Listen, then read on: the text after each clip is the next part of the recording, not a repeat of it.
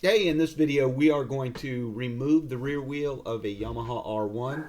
This is a 2000, 2007, 2008 Yamaha R1. First thing we're going to do is loosen the axle nut. I got to tell you, an R1 is one of the easiest bikes to remove the rear wheel off of. So huge thanks to the designers at Yamaha for making a fairly easy bike to work on.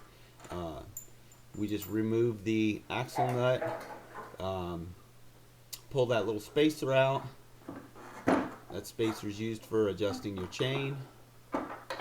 Get that out of the way.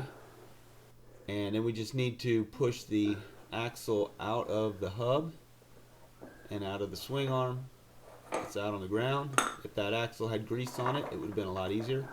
Take your chain, pull it off the sprocket, set it off to the side, and then pull your wheel back along with your caliper mount and slide it off to the right hand side of the swing arm.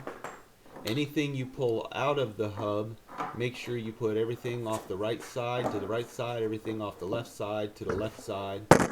And we're going to replace the tire on this wheel, so your sprocket just comes out and the cush drive comes out.